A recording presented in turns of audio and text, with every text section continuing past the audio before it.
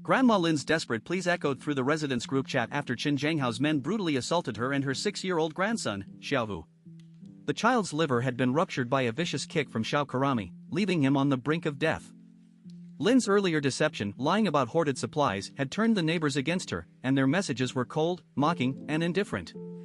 "Who knows if this is real or fake," they wrote, refusing any assistance while Chen Zhanghao added sarcastic laughter, treating her suffering as entertainment.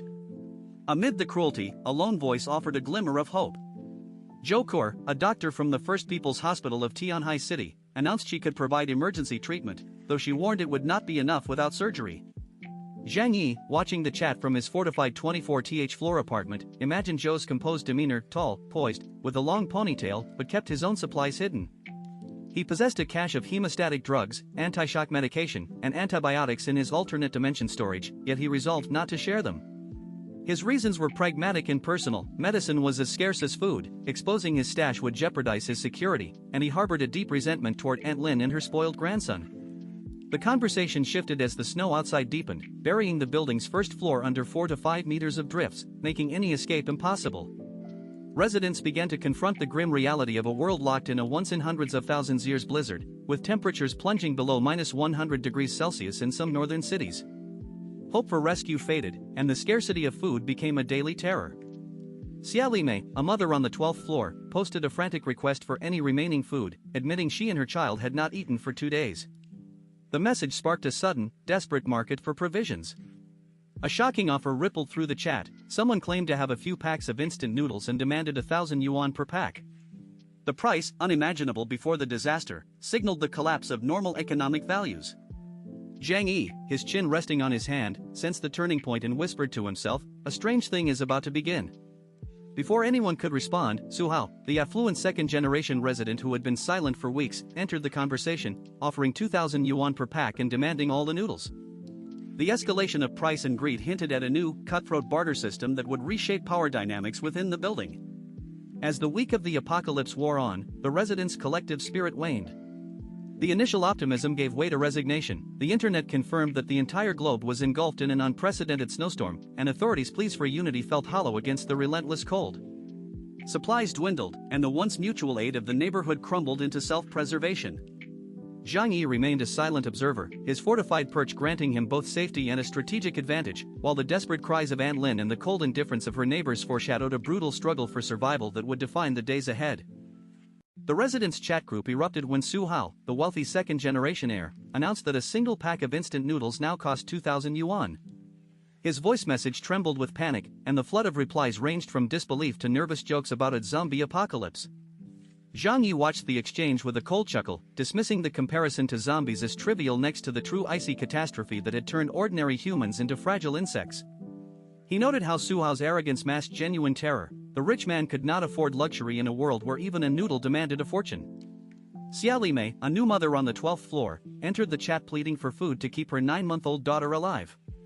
She offered half the price Su Hao demanded, but he brushed her off, insisting he was merely asking for a higher price.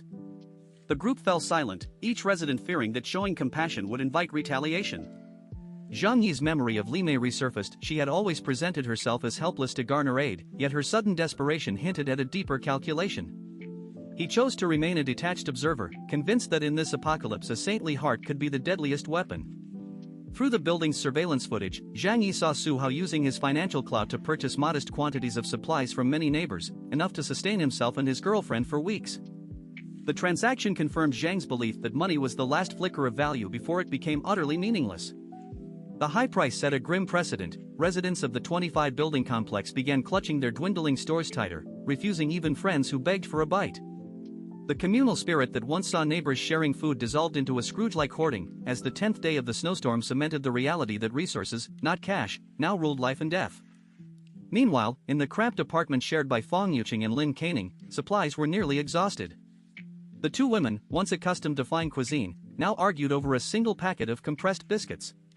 The opened pack lay on their coffee table, its crumbs scattered on the floor, which Fong Yuqing dutifully collected and ate. Their dwindling stock meant they could survive at most another week before starvation took hold. The scene underscored the relentless erosion of comfort and the stark, shared desperation that now bound every survivor in the frozen city. The relentless blizzard had already battered the complex for 10 days, sealing the second floor beneath a wall of snow and silencing any hope of rescue.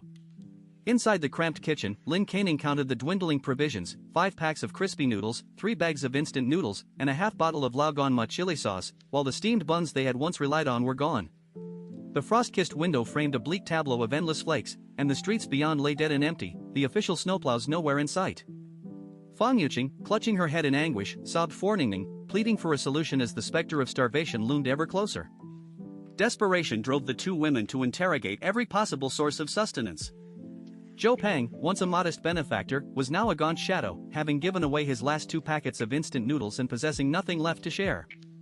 Their conversation turned to the desperate gambit of trading beauty for food, a tactic Fang Yuqing had already tried and failed, demanding a partner who was tall, well-paid, and a civil servant, standards that even a 60-year-old neighbor dismissed as hopeless. The memory of that rejection resurfaced, and Lin Canning reminded her of a simp they both knew, Zhang Yi. Though Zhang Yi had rebuffed Fang Yuqing's earlier pleas with cold indifference and provocative photos, Lin argued that his family's hidden stockpile still exceeded the average household's reserves, making him a viable, if reluctant, source of aid. The dialogue grew tense as Fang Yuqing wrestled with pride and survival. She resented Zhang Yi's pretended wealth and his aloof demeanor, fearing that reaching out would tarnish her carefully cultivated image of a cool, unattainable goddess. Yet Lin Canning pressed the logic of a backup plan, urging Fang to offer a simple smile to rekindle his goodwill and secure the much-needed food. The chapter closed on the uneasy promise of a tentative alliance, leaving the reader to wonder whether Fang would swallow her pride and whether Zhang Yi would finally open his doors to the starving residents.